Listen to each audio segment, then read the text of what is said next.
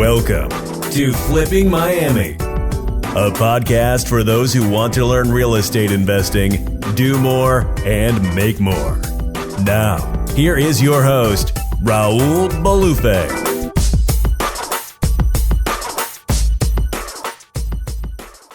All right, guys, welcome. Thanks for listening in. This is Flipping Miami by Raul Bolufe. Today, we got Gary Boomershine. I hope I said that right. We got Gary on the other side of the screen here, CEO, owner of REIvault. He's been a real estate investor, and he's done probably some of the most creative deals I've heard of. We had a really long conversation about it once. But, man, Gary's an awesome dude, owns a great company, and just an all-around good guy. So, yeah, I want to intro him. Pretty much needs no introduction, but I want to intro him and kind of ask a couple questions, see if we can get some value and how we can help people. So, Gary, man, thanks for coming on. I appreciate it.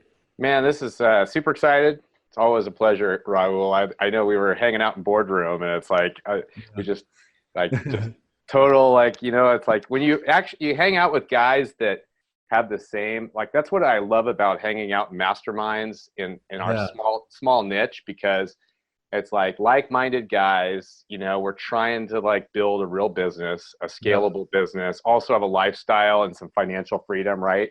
Yeah. And everybody, you know, you sit there and you watch the late night TV commercials, and it's like, make money and become rich. And it's like, in reality, you know, there's some work and there's stucks, and a lot of stucks that we have. I'm looking at your backdrop. If everybody's watching the video here, he's got the VTO. I'm like, that's called a vision tracker. That's totally from Traction. Yep. But, you know, hanging out with like-minded guys like yourself, like Sean Terry, Kent Clothier, it inspires me, and I love giving value. So, man, pick my brain, and hopefully for all your loyal listeners, I can deliver some really good stuff today. Awesome, man. Yeah, I remember we were having a couple of glasses of wine talking about like business, lifestyle, and then one of the times I think we're like in the pool area or the spa area, we're talking about like some creative deals you had done. So we'll touch a little bit on that. But I guess real quick, just intro yourself on like what you have going on today, and I guess brief us on how you started. I know you started, you know, a couple years back, but how you started and what you got going on today. Yeah. So been doing this business. You know, it's funny because I guess I have a term. Anybody that's like pre-2008 that's been around and, you know, kind of a personality, you know, a person that people follow or whatever. I don't know. Nobody knows me in my town. It's like nobody even knows I do real estate. So it's funny. But they call me an OG, which is the original gangster, right? I love that. I did full-time real estate. I started in 2004. So I quit my job. My wife and I, I was probably like so many people, burnt out, wanted to, you know, didn't have a life, and started, you know, real estate. It was actually Robert Kiyosaki. His book specifically around the idea of passive income, like the definition of wealthy, right, is when your passive income is greater than your expenses. Yep. So passive income being mailbox money that you stop doing stuff today. And I'm like, you know what, hon, this is what I want to do. And I just got to get out of the rat race. So 2004, May 17th, burned the ships, did it full time. Got, just through the grace of God, our first deal, we made a ton of money. We made $181,000. Wow. I made a lot of mistakes, but, you know, this business has been really good to me. And today, fast forward, I do a lot of private lending. I love wholesaling, and I don't really do any rehabs or fix and flip. I think the market is, you know, if you can control the deal flow right now, meaning if you can get the sellers, you know, you're really calling the shots. So I focus on finding sellers. We're really good at it. I've got a service called REIvault. I can talk a little bit about that. We are the largest marketer in the space. We've done I tell everybody 34 million pieces of direct mail. I think it's probably closer to 36 or 37 million pieces. And we've done over 1 million outbound seller cold calls for a group of us. So I run a service that does that. And, you know, I love this space. I love talking about what works, but the market's different, man. The more, you know, you're in Florida, the market is different, and people need to realize that what worked a couple years ago is different. So it's more competitive. by the way, this is very cyclical. So what we're seeing today is what we would call the euphoric stage of real estate. It means that real estate's a cycle. We're kind of, hey, when you go and you go to the barber and you go into the hair salon and they're all talking about real estate, you kind of know that we might be at the tail end of the cycle. And so, you got to be careful this cycle. And if you're rehabbing and you're betting on the come, you may actually run into you may be kind of a high risk candidate when the market turns. And so it's also more competitive. You got to change what's working and adjust. But those people that do it are making a fortune right now, right? Yeah, no, Gary, it's crazy because you've been around for a while. You've been doing it. And I know you started on like some creative stuff, and then now you're doing a lot of mail and other things. And we'll talk about REIvault later, 'cause I think it's an awesome company and the concept is really cool. But I kind of like selfishly want to ask you. So I started in 2012. So I wasn't an OG. I'm a new G, I guess. NG. But what would you tell? So I've been, I joined these masterminds and I have mentors who've been through the crash, and I'm taking all their advice. I took a lot of your advice when I had a couple of properties, and we'll go into that. But I guess what would you tell someone like me that we started post crash, had some success, or maybe I'm seeing some success now? Like, what would you tell us kind of right now, 2019, we're in that euphoric stage? Like, what's next for us? Like, what should we really like? What is those couple pieces of advice that we should keep in mind? Yeah. So and I don't have a crystal ball, right? Right. So I'm not saying that I've got any unique, Insider information. I'm not like a psychic or whatever, but here's the thing. Real estate's been a cycle. It's a 7-year cycle. It's been that 7-year cycle for over 100 years. Almost, by the way, almost to the day. 2001, 2008. No way. 7 years before that. We're at like almost year 10. So we're due. Yeah, we're due. And actually a correction would be good, the market's just been hot. Everybody's talking real estate. It has a lot of the same signs. And I'm not talking about like, the bank failures like the last time necessarily, but you got the late night TV guys. Everybody's talking real estate. Seminars are like crazy. Coaches everywhere. Coaches everywhere, right? And then everybody's, everybody used to be buying foreclosures, and then it moved to like nobody talked about direct mail. Nobody did cold calling. That's called off market. So now all of a sudden everybody's focused on off market. Even like, all the secrets that all of us were doing, they're now actually any of the even Dean Graciosi is like talking about. Chris and I saw our postcard that Dean actually had. Hey, here's the magic postcard. It's like, I love Dean. Oh yeah, the postcard that Chris Chico wrote, right? Yeah, it was like, and then all of a sudden, that was so what worked back then. So anyway, the point is, without belaboring it, is the real estate market is cyclical. We're seeing pressure everywhere. The profits that we were making a couple of years ago are shrinking. We're seeing sellers, more competition, right? More people jumping into real estate. The idea that you could be an order taker and just send out direct mail and close some deals off of the first call is over. Everybody, it's over. The leads haven't changed, but there's more competition. The sellers are catching up. They're looking at, they have unreasonable expectations. What that means is you've got to be better at sales. So you can't just be an order taker. You have to basically be better. What that means is you're following up with your leads a lot more. The people that are doing it are crushing it, by the way. There are still high 7, 8-figure people, but you have to change up. Direct mail and RVM and cold calling still work just as well, but you've got to be really tight on your process. A lot of people, what happens is they go out looking for fairy dust. They're like, they're like, I call it plankton, right? Wherever they're every day, they're like moving from left to right, and and I call it also 3 feet from gold. They get so close, and then they move and they shift, and they're not running a real business. Running it as a real business And it's not about the new little mail. There is no secret mail list, by the way, everybody. There's no secret postcard. It's volume, and then it's what's the cost per deal and what's your ROI. Here's what I know about wholesaling. Typically, in most markets, you used to get a 6-to-1 ROI. Spend $1, make 6. Takes 90 days. And then if you're really good at it, you'll make even more. Right now, the average is spend $1, make $3.50. Yep, that's what we're at right now. Exactly, actually. And everybody, that's a phenomenal ROI. Huge. It's huge. It's like, imagine the bank has a sale, and you have $1, and if you take $1 in to the bank, you'll get $3.50 out, or a $5 bill, or $10 out. You just sign me up. You have a wheelbarrow. But most people, they're just like, they're saying, oh, it doesn't work, so they're trying something else. $3.50. That's about it.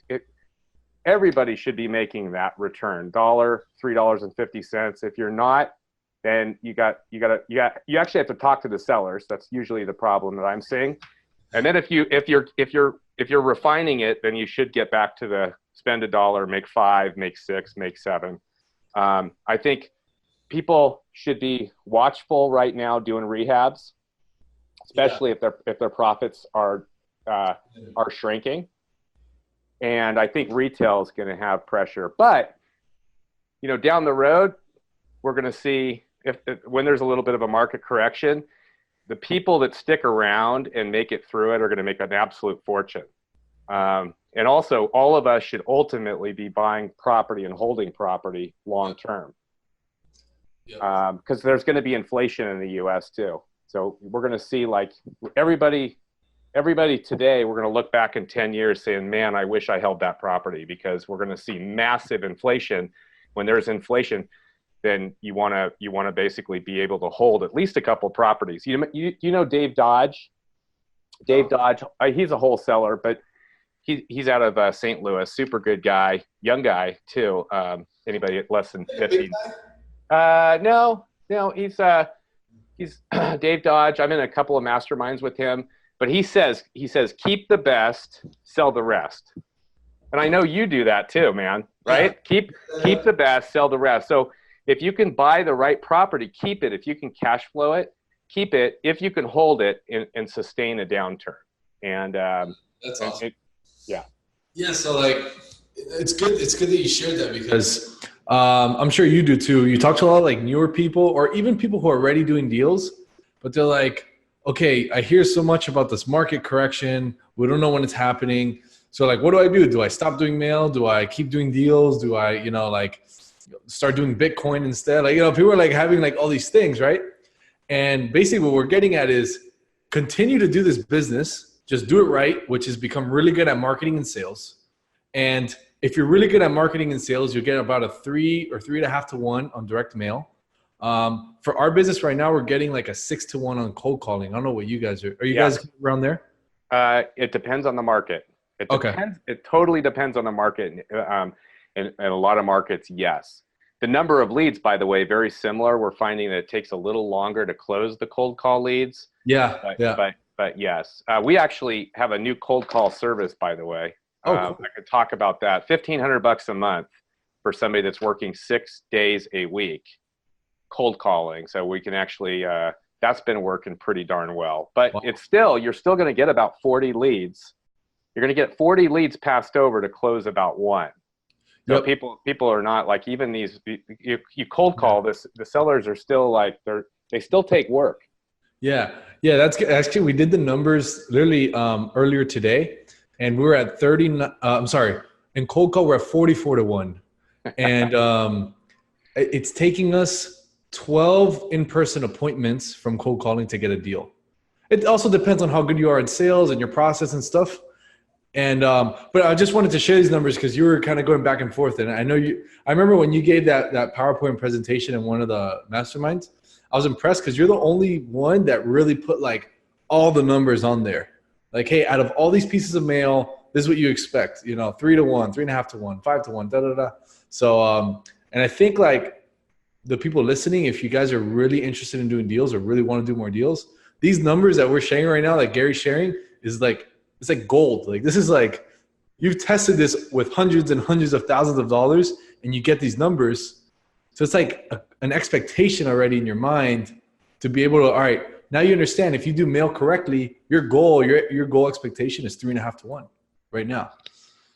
You know, if you're sitting there and you know, like, I just do this thing 10 times. Okay. If like, let's say you want to drop 30 pounds and you know that for 30 days, I'm going to drop a pound a day. All I have to do is X, Y, and Z for 30 days. It's a lot easier, right? Knowing that if I do this, I get this. Yeah. And so that's why the numbers, this is a numbers game.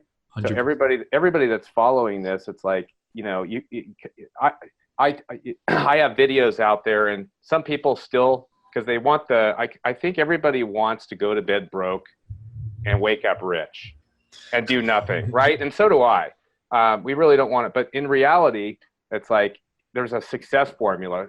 Tony Robbins says, success leaves clues. So find the success formula. And the success formula is, you know, it's a numbers game, and it's 12 connections. And I find, by the way, 5 to 12 interactions with the seller. So I tell everybody, all leads suck. Assume if yourself, and if you've got a sales team, just assume the leads suck. All leads suck. It doesn't matter. That, by the way, every business is the same. It's just, right? You're not going to find, we call them bluebirds. If a seller happens to call in off of a mailer and they say, come over and buy my house today, that's a bluebird. That's not very often. That's less than 3% of the time, right? And if you're running your business, you've left 97% of the profit on the table. So all you have to do is just realize, hey, I just have to call that guy another time and another time and another time. And, you know, and if you're doing this right, you have somebody else do it for you. Yeah. Right. All leads suck. I love that. Especially when you grow a team, just from the beginning, from when you hire them, yo guys, don't tell me this ever, but all leads suck, right? Like, don't come into my office telling me that leads suck, because I know they suck. I've called them, I've spoken to them, I've been on appointments, and it's not like an ego thing, or it's not like I'm better than you or I know more. It's just like, it is what it is, right? The leads suck, especially in this market that it's a seller's market, right? There's, you know, simple supply and demand curve, and, you know, I love that philosophy. Just get on the phone. There's no perfect words, by the way, to say to the seller. It's a relationship business. Be real. I mean, more than anything, just be real, and don't be a schmuck, and don't be like, you know, desperate to buy their house and, you know, scumbag. It's like, have integrity and get on the phone and just, you know, I always tell everybody, hey, all you have to do is just, you know, I meet with the seller, or my sales team will meet with the seller, and it's like, hey, I do this full time. I don't know if I'm the perfect buyer for your house. You know, I probably am not even going to be the highest offer, but let me tell you some of the stuff that I might be able to do that nobody else can. And if I'm not the buyer, I'll give you all my paperwork and my details, so maybe it helps you, you know, make a better decision. That's my style, and I win a lot of deals. And so you just come in, you meet with the seller. You know, don't force. A lot of people are trying to make that offer like really fast. It's like, it's an emotional decision, and realize, you know, you're going to probably have a little bit of rejection a couple of times. I have the rule of no, 3 no's equal a yes. So I get excited. I teach my sales team to get excited for a seller to say no. It's kind of like Dumb and Dumber. Do you remember the movie Dumb and Dumber? It's like, what do you think my chances are? Like 1 in 1,000? And she's like, more like 1 in 1,000,000. And he's like, so you're telling me I got a chance, right? Like, you have to just assume, because I get nervous. If I get a yes, I probably am paying too much for the house, or something's wrong, right? So just go in there, and it's a numbers game, and realize, just like Raul said, it's like, hey, on average, you're going to have 12 interactions with that seller. And that's not dialing the number and getting a busy signal. It means you're going to have 12 conversations. They're going to probably tell you no. And, you know, deals might take 2 or 3 or 4 months to get a yes. But guys and gals, we're talking hundreds of thousands of dollars of profit, right? I mean, if let's just run the math. If you had to talk to somebody 10 times, and you make $12,000, that's $1,200 per phone call. Yeah.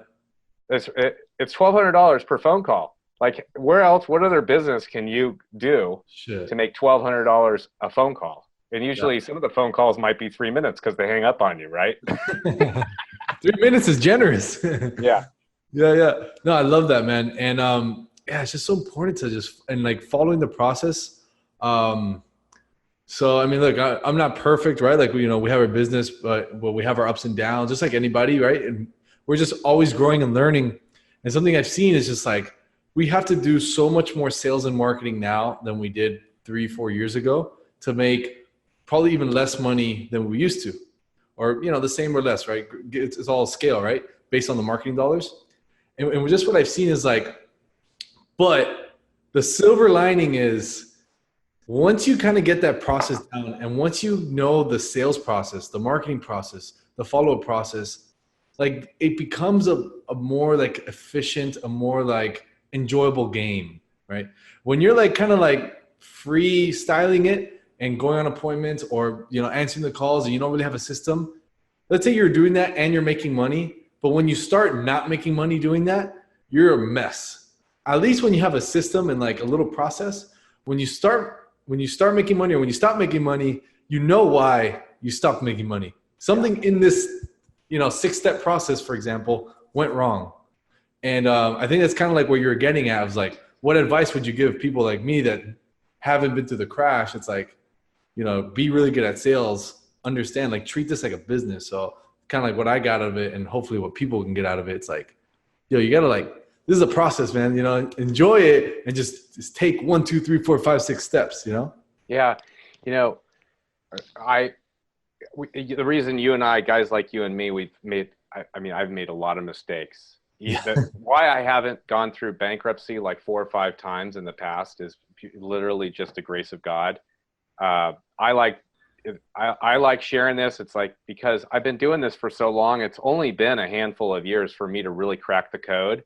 And it's like, if I could actually share a few things that say, for the people that have eyes to hear and ears, eyes to see and ears to hear. Yeah. If I could save them, if I can save them the pain and agony that I went through, and possible divorce and everything else. And so here's like big picture. One is, don't reinvent the wheel. Like, there's nothing new under the sun in real estate. All of this wholesaling has been an old school game. People like Jack Miller, who's long but buried, was the original guy. So nothing. And then it was Ron LeGrand and Russ Whitney and now and then Fan Merrill and others. Nothing new under the sun. So what you do is you just find people like Raul and like Sean Terry and others. Find people that actually are really doing the business and just do what they do. Yeah. Right. And then that's number one. Number two is get good coaching. Be with like-minded guys. That's why I really like masterminds. Yeah. And then the other piece is, don't do everything yourself. Yeah. Look, I've said this, and for any of you, I have a podcast called realestateinvestor.com or realestateinvestor.com Huddle Call or Huddle Podcast. And if you ever follow me, it's like, hey, we're not real estate investors. So Warren Buffett says a real estate investor has money and they buy and they hold and they don't sell, or they 1031. That's a true real estate investor. And they take all the advantages of cash flow, and appreciation, depreciation, all the tax advantages. What we are, wholesalers, flippers, rehabbers. We're real estate business operators, business owners, CEOs. Yeah. And here's the thing: it's fundamentally different, because if we're a business owner, you have to operate like a business owner. And so if you're a CEO doing $10 an hour work, you're going to have a $10 bank account. It's really simple. So you really do have to figure out how to leverage people, just like other businesses, right? Is there a restaurant? Think about a restaurant where somebody is like, basically the reception, the whatever, and then they're taking the orders, and then they're running back and cooking the food, and then they're the dishwasher, right? It's like, if you're running a business, you got to run it as a business. And so that this is, I see people, they try to save pennies that are costing them $10 or $100 bills. Yeah. It's like, You got to get really clear on what your value is. Like each of us should be making $250 to $1,000 an hour for our time. And you know this, Justin Colby said this. You and I were sitting in the room, and I was like, gosh, I actually built a tool. Everybody on this podcast, I'll give you in the show notes a place where you can go to actually look. You just type in a few numbers, like how much do you want to make this year in your bank? Okay. How many hours a week, and what is your value? Because what it does is it says, look, if you're worth $250 or $500 an hour, if you can get somebody else to do the work for less, you're getting a return on their money. And so most people understand how to leverage other people's money and borrow money, but leveraging other people's time. So if you could hire somebody for 10 or 20 bucks an hour, and they're doing all the work, you've just like you'll find that you'll save yourself like 3 or 4 or 5 or 6 weeks a year of brain damage and pain, and give you a massive ROI. Right?